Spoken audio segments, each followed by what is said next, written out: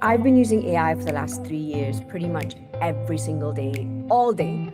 And while I love it, I teach it and I see the power of it. I empower people to use it and I see its potential. And I'm very much an AI optimist. Lately, I've been feeling and recognizing that there are some traps that you can fall into because you use AI well. And that's what we're going to talk about today because I feel like I have fallen prey to a lot of the AI traps. And I'm here today with my wonderful co-host, Sabine, on our podcast, Who Do You Want to Be? And that's what we're going to discuss today. And it's not something I thought we would be discussing, but I think that it's really important to discuss because while we need to really embrace new technology that's coming our way because we can't avoid it, we also need to be very wary of the traps of it that can unconsciously creep up. So thank you for being here today, Sabine. How are you? I'm doing really well. Thank you, Abba. And I am very grateful that you're bringing in this topic today because I truly believe that, well, ultimately, as we've been saying many times, everything is to be done with intention.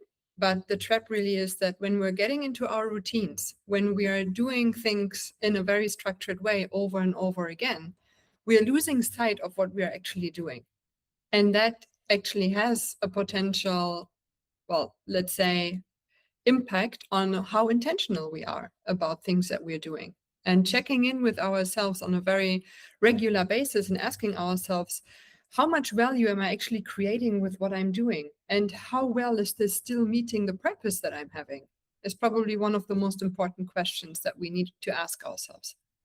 Absolutely, because in this world where AI is literally entering every aspect of it, the first win you see for a non-technical person is the productivity it gives you, right? So it's very easy to save time and energy doing tasks that you know how to do very well, but getting AI to do them, if you use AI right, it can match the way you do them. Now, there's a consequence to that, and that really is you finish your work a lot before earlier or in less amount of time than you usually would, and now you have all this other time. And then what we end up doing is we end up filling it with other things, and that just causes you to go into this spiral of productivity, which in the beginning you feel like it's a massive win, but it's probably burning you out, most likely, but it's also having maybe not the best impact on your brain because you literally, without wanting to, you're outsourcing the best parts of your brain, what your brain has been good at doing, to these tools. And it's so ironic that I'm saying this because whenever I teach AI and I teach people to use it, I am the one that says, don't outsource your brain to it. Don't let it take over your own thinking. But what happens when you actually feed all your thinking into these AI tools so that it can help you think? But the question you need to ask, is it really helping you think? Or is it just taking over your thinking? And it's so subtle. And I feel like the only way you can recognize it is by stepping away from it. And this is the first trap that I feel like I'm falling into. And I'm so grateful that I'm recognizing it so that I have time to recuperate what I could be losing in the future. And that's just one of the many traps, the cognitive abilities that it's taking away from you. And then to that, I start thinking, well, maybe I should not be using AI at all for things that I'm good at. Maybe I should be using AI for things that I'm not good at, because then it can help me do those things. Whereas the things I'm good at, like writing, processing my own thoughts and putting them into words and putting them out into the world, which I have done my whole life, maybe I need to stop using AI for it. And it's a huge hit to actually think that and realize that. So there's lots of things I'm questioning right now when it comes to how I'm choosing to use AI. I think we really need to really understand, when should I use AI? When should I not use AI? And it's not easy, especially in the beginning when you're learning how to use the tools. And the tools are constantly evolving, so you're pretty much constantly learning. it's very easy to just give it stuff you know, because then you know if it's doing it well or not. So this is one of the traps that I think we need to be very careful falling into. The other trap, again, and we've talked about this before, is when we're using AI a lot to help us with things, we have to realize that it's not giving us any new ideas. The only way you can get new ideas is by interacting with people different to you, doing things in an environment that's different to you.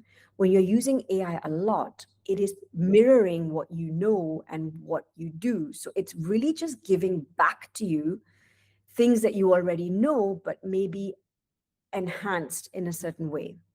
And this also is a trap, because the minute you step out into the world and speak to somebody who's nothing like you, you recognize the differences of opinion, which you don't get from AI. So you are falling into an echo chamber of your own thoughts and not even realizing that it's diminishing your ability to keep an open mind.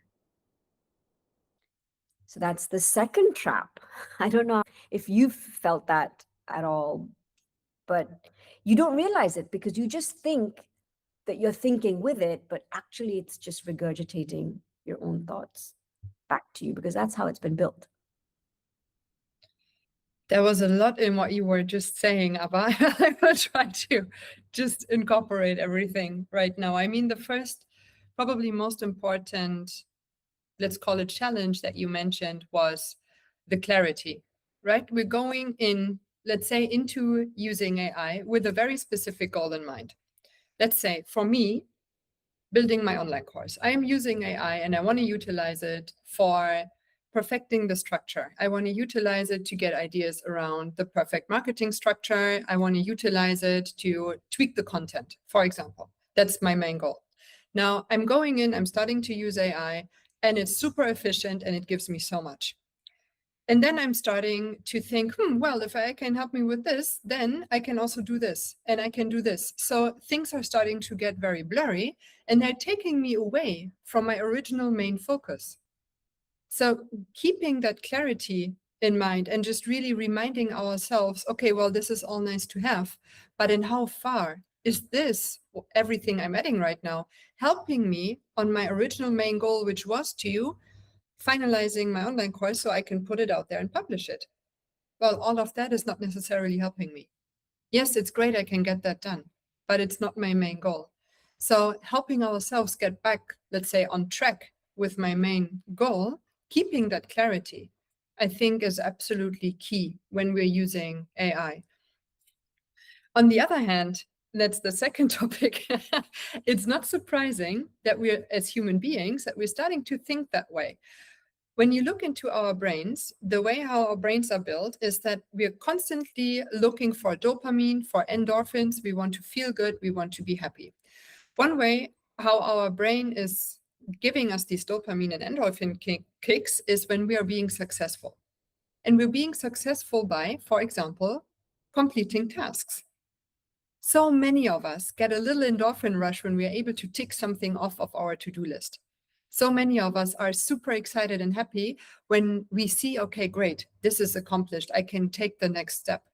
So obviously, when our brain knows, oh, wait, we already completed this, we still have 60 minutes, let's complete something else. Then we're extremely tempted to do this. But ultimately, yes, it takes us away from clarity. And it takes us away from doing things that are probably even more nourishing for ourselves. A little bit of self-care, time with our family, completely focused playtime with our kids, for example, where we're not mentally preoccupied doing something else, but much rather really knowing I have accomplished what I accomplished for today. I am now giving myself permission to indulge myself in 30 minutes or an hour of real playtime with my kids, rather than, spending another hour at my laptop and doing 3 other tasks that might not even be necessary when I think of my original clarity.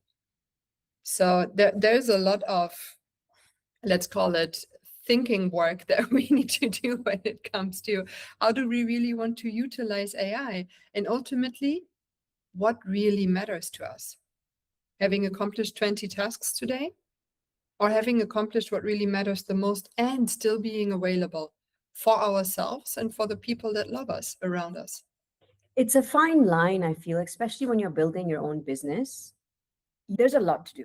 There's no denying that there's a lot to do. And if you want to hit certain goals, not just productivity goals, but also revenue goals, and you want to build your business in a certain way, there is a lot that you need to do, right? So, because you've got AI, you fall into this incorrect belief that if I do more, I will reach that goal faster. And then I can spend time with my kids. And then this is why I'm doing this. This is what I'm building towards so that then I will have this time. And that's a trap that I acknowledge that I am falling into, or have been falling into, because I'm like, well, I have the time now. And if I can do this in 3 years rather than 6 years, of course I'm going to do it in 3 years so that I can then enjoy the next 3 years, but it doesn't work like that. And recognizing that, like you said, and being intentional about it is what we need to do, but it is harder to do than it is to say. And I think I'm realizing that. And I feel like the fact that I'm realizing it is progress. It is, you know, I'm realizing that something needs to change. And it's because of all this event, almost burnout that I've been on the edge of. And I think you shouldn't reach a point of almost burnout to come to this realization, which is why it's so important to talk about these things, because the world is moving faster than it ever has. And I feel like a lot of us are overwhelmed because we cannot keep up. Now, I tell myself that you don't need to keep up, which is also true because you physically, mentally cannot keep up. But if we are a certain type of person, we want to still stay in the loop of so many things, right? So it's this tug of war between, am I staying relevant? Am I using the best technology at my fingertips? Am I doing the best for the business that I'm building so that I will have the future that I want, while staying intentional and whilst being a present mother, whilst doing all the things you need to do for yourself and your family? It is a lot. And apart from, like you said, being intentional and recognizing that certain things are a distraction, I don't know what else you can do. I think the only thing you can do is step away. But stepping away is so hard when you are building your own business. And I think AI has just made it harder because you know how much more you can achieve in such little time. Also trusting AI with everything it gives you.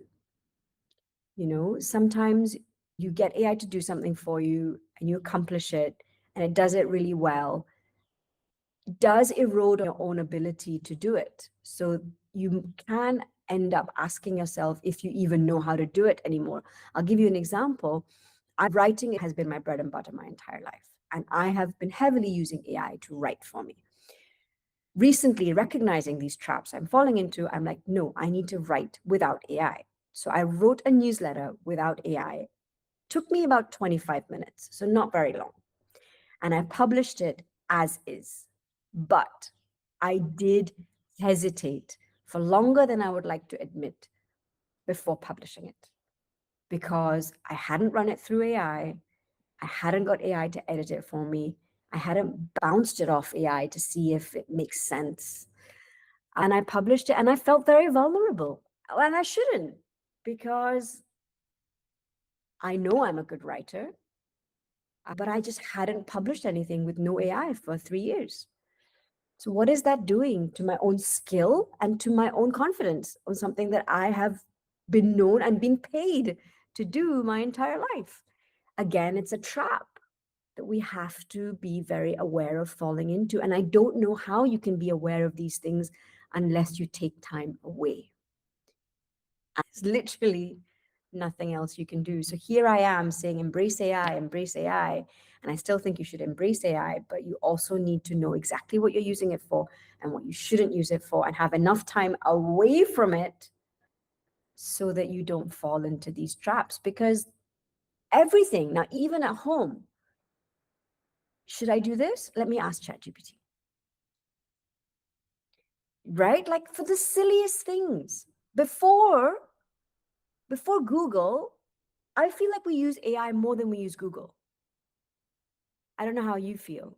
Like we started using Google to help us, but we use AI more than we use Google. Like before, I remember that I never used to silly things check in Google or in AI, like how long should I boil this egg for if I want it kind of a little bit runny? It's a stupid thing. And it's probably a good use of AI, right? Because it will tell me exactly how much time I should boil the egg for. But if I didn't have AI, I would just be like, I don't know. I'll try for 5 minutes and I'll see. And if it doesn't work, then I know, and then I'll do it for 6 minutes. Like I would just use my brain and just take a call, right? Now I will check with AI. How long should I boil this egg for, right? Where is our like? I mean, this is a very simplistic example, but now my kids ask me questions, and rather than thinking and saying, well, actually, I think this, actually, I think that, or even, gosh, I don't know, I'm like, let's just ask AI, right? So when did we stop thinking through things? So anyway, the point really is the only way to avoid falling into these traps is stepping away from AI. And that comes with a whole different set of feelings and beliefs and understanding and everything that we are working towards. We need to actually slow down. You know, in a funny way, what just came up for me when I listened to your usage of AI and how it impacts everyday things, like, for example, that runny egg and how many minutes for it. It reminded me of a conversation that I had not too long ago with someone around the phone, mobile phones. They were created to help us and to make our lives easier. They were a device that we were here to manage and not the other way around. But over time, people actually became, and I want to use this word, slaves to their phones. Every time the phone is making a noise or it vibrates, all of our attention immediately goes to the phone. Especially younger generations now are probably not doing anything without their phones anymore. And it seems like AI is becoming that for many people as well. It's always available at our fingertips. We don't even have to have a computer or a laptop because there are the apps that we have on the phone as well. It's so easy to just turn to AI and then simply putting in my question, asking it anything that I want to. We talked about the relationship aspect the other day as well, that AI is even starting to replace human companions for many. And one thing that I would love to just ask everyone who might feel that AI is taking over too much is, what are your expectations? What are your expectations mostly towards yourself? How do you want to position yourself in relation to AI? But also, what are your expectations around what you mentioned earlier about when it comes to productivity? What are your expectations around how fast something needs to get done? What is your expectation around what exactly you want to accomplish with specific projects, tasks, timelines that you have planned? And how realistic is that really? We are one human being. Yes, you have the support of tools like AI, for example, that can help you accelerate it, but you're still just one human being. You are mother of two. You are a wife. You are a daughter. You are a sister. You are an entrepreneur. You are so many things. And all of that, yes, you want to be great at it. But the question also is, how realistic are the expectations you're having towards yourself? And who else is having those expectations to yourself? Probably no one. So, how would your game change if you were adapting your expectations in a way that you are more graceful with yourself, that you are allowing yourself to understand, I could probably be perfect at everything, but what's the cost? And is it worth it? How much do I really need to be happy? And what do I need to give myself permission to be happy now and not just in 3 years from now when I accomplished ABC. And that from that starting point, okay, how am I now utilizing AI and where do I put a stop to it? So that might sound like a simple question, how much is enough? But if you're very honest with yourself, sit with that question for a moment. And it's very, very likely that you will realize, well, actually, I'm doing so many things that I don't need to be able to say that's enough. To be able to allow yourself, I'm happy. I've had a great day. Let it be 3 things done. That's more than enough because I was also able to do my yoga session. I was able to, for a long time now, cook in the kitchen together with my kids, and we had a blast together. I allowed myself to go to bed early today because I was tired. I didn't force myself to stay up until midnight again to sit at the laptop and keep working. So ask yourself, how much is enough? And how can you integrate AI to make everything that you do more meaningful? That's the question that we would love to give all of you here. Thank you so much for having spent the time with us today. We hope that you took something meaningful out of this, and we're very much looking forward to seeing you again in a month from now. Remind yourself, who do you want to be and what do you need to do in